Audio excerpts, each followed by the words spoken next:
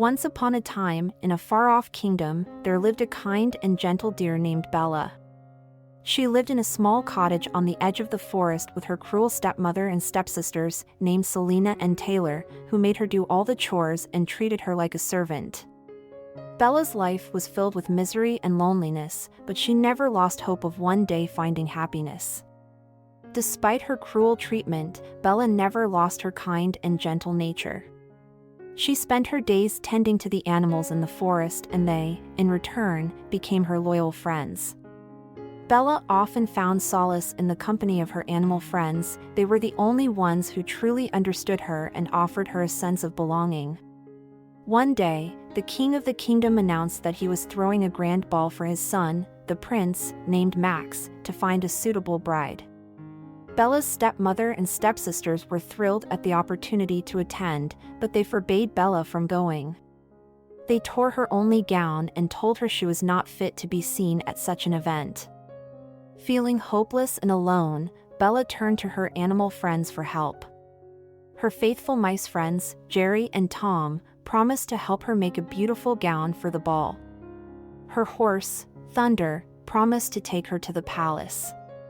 And her bird friend, Polly, promised to do her hair.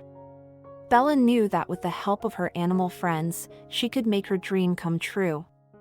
Bella and her animal friends set to work immediately. Jerry and Tom scurried around the cottage, gathering scraps of fabric and trims. They worked tirelessly, day and night, to create a beautiful gown for Bella. Thunder, meanwhile, spent hours grooming himself, making sure he looked his best for the ball. And Polly, with her delicate beak and wing, carefully arranged Bella's hair. As they worked on her transformation, Bella also worked on herself. She had always been self-conscious about her appearance and felt inferior to her stepmother and stepsisters.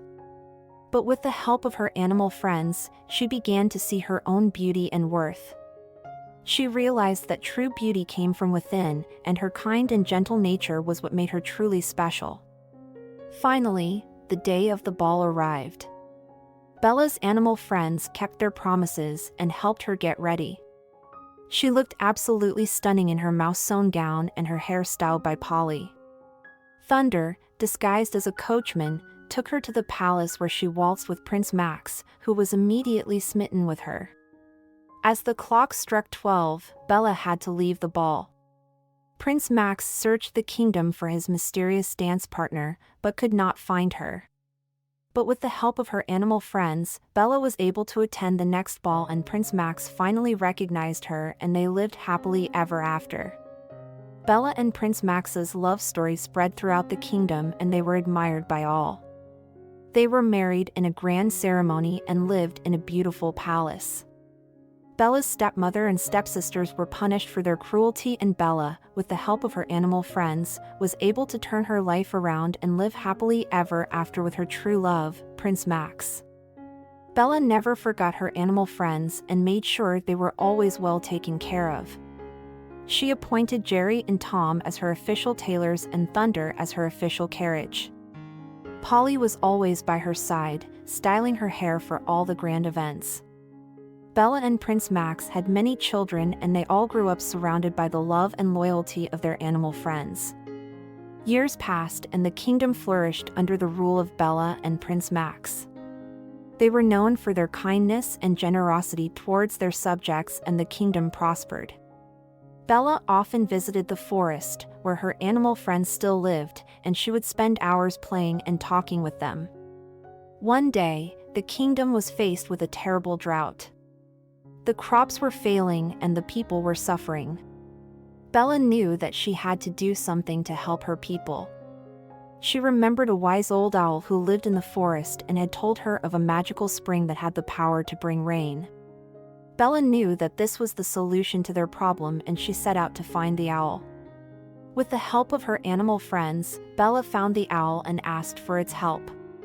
The owl revealed the location of the spring, and Bella set out on a journey to find it. The journey was long and difficult, but Bella was determined.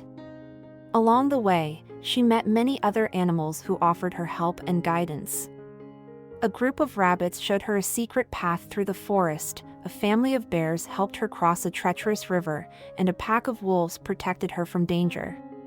Finally, Bella reached the spring and she was amazed by its beauty. The water was crystal clear and it sparkled in the sunlight. Bella knew that this was the answer to her prayers. She filled her jug with water from the spring and started her journey back to the kingdom.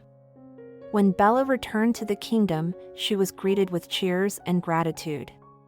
She distributed the water from the spring to the people, and as soon as it touched the dry land, it began to rain. The crops were saved and the kingdom was saved from starvation. Bella's kindness and determination had saved her people, and from that day on, she was known as the Rainbringer. Bella and Prince Max ruled the kingdom with compassion and fairness, and the kingdom continued to flourish under their rule. Bella's animal friends, who had helped her on her journey, were honored and respected by all. They were appointed as protectors of the kingdom and were always by Bella's side, offering their guidance and loyalty. Years passed, and Bella and Prince Max's children grew up and ruled the kingdom after them. They continued the tradition of kindness and compassion that their parents had started. And the kingdom, with the help of Bella and her animal friends, continued to thrive. And they all lived happily ever after.